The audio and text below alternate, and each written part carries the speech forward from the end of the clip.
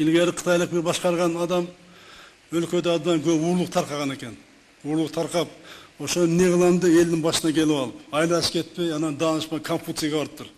Конфуцийге сураптыр да, мен эмне кылам? Бүт эле урлук болуп атат. Несе айткан экен, сен өзүңдөн башла деп. Нәпсиңди тыйсаң, калганда нәпсиң тыят деген экен.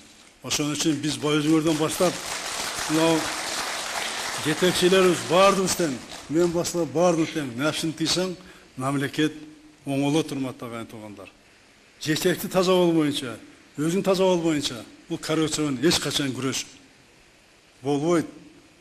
Ошон үчүн айыл өкмөтчүнбү, район жетекчисинби, область жетекчисинби, кайсы кызматта иштеби, республикадасыңбы, отурат министрлер, өзүңөр таза болгула.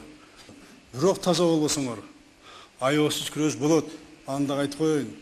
Боору деген болбойт. Мамлекеттин, элдин келечеги менен ойнобош керек. Мына кээ бир адамдарды көрдүм мен. Таң каласың, ушу мамлекет кыйраса дагы өзүнүн үйүн жакшылап куруп алса болду да. Мына ушундайлар менен күрөш керек. Элдин мамлекет душманы ошолор болот туугандар. Анын баардыгыңар билесиңер. Айылда, районда, областта, республикада баардыгыңар билесиңер. Бирок ушуга тийбейинчи деп туруп, тийбей коюп, унчукпай коюшат. Андай болбош керек. Бул күрөш жалпы чогуу болуш керек. Бул мен атам айтчу эле, балам, бул мамлекеттин куругу узун деп. Мамлекет чөнтөгүнө кол салба. Мамлекетчи элдин чөнтөгү 15 жыл, 20 жыл баары бир чыгат дечү. Баары бир чыга, чыкпай койбой, мына чыгып атат азыр. Чыгып атат. Баары бир чыгат. Чыкпайт деп эч качан ойлобош керек. Жөнөкөй адам болосуңбу? Каерде иштеби? Же жумуш болосуңбу? Дыйкансың, фермерсиңби? Кызматтасыңбы? Баардыгыбыз тең бирдей күрөшүбүз керек. Анан мамлекет тазаланат. Анан мамлекет өнүгөт, урматтуу агайын туугандар. Анан алдыга кетебиз. Бизде сен мага тийбе, мен сага тийбейин. Менин үйүм четте деген болбош керек бул күрөштө. Кийин айыл өкмөттөргө өтөбүз. Алардын баардыгын мамлекет жасайт. Бирок эл кыла турганда нерсе бар да. Мына эки нерсеге токтолуп кетейин. Качан кыргыздын кары аксакалдары карыялар үйүндө болчу эле. Качан кыргыздын балдары жетим үйдө болчу эле. Качан жетим үйдө болчу эле. Эч качан болгон эмес. Эч качан болгон эмес. Кыргыздын эгерде карып калса, ал эми Кудайдан баласы жок болсо дагы, ошонун бир тууганы болсо дагы, ошол карачу. Кудайдан коркуп, эртең Кудайдын Алланын ыраасын алайын деп карачу. Эгерде жетим бала болсо, тууганы болсо, атасы апасы өтүп кетсе дагы, тоголо жетим болсо дагы, туугандары бөлүп алып, чоңойтуп өз баласындай кылып. Эч качан болгон эмес. Бул регионду өнүктүрүү деген маселе. Азыр көп айылдарда счет ачып атышат.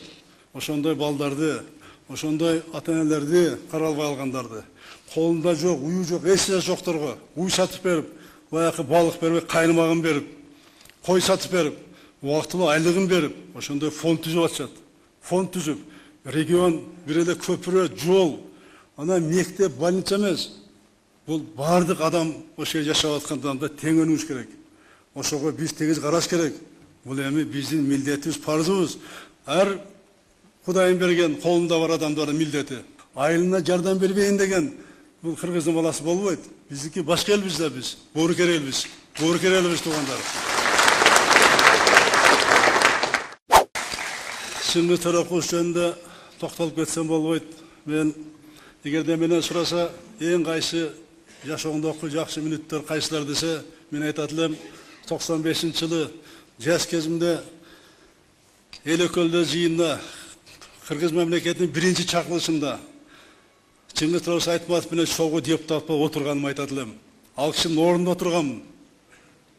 Ал киши келгенде Аким Алиев болуп, жанында отурганмын.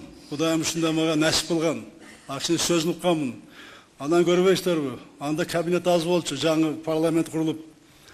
Чыңгыз Төрөкулов посол болуп кеткенден кийин демек тапшырып берип, кийин өзү тапшырып берген комитет төралыгын. Чыңгыз Төрөкулов кабинети, телефон, столу мага тийген. Анда чучугула таштаганбыз.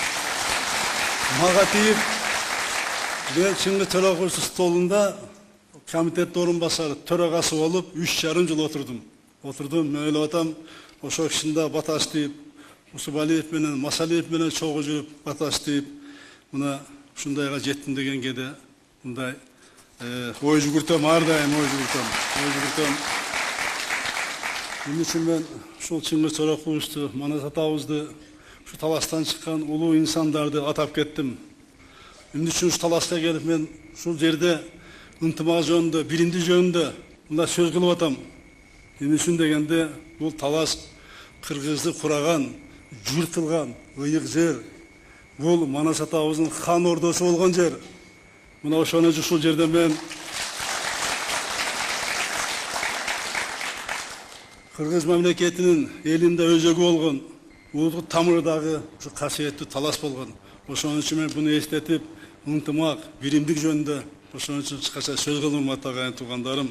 Элибизде ынтымак менен биримдиктен, азаттык менен эркиндиктен будан башка бийик дөөлөт жок.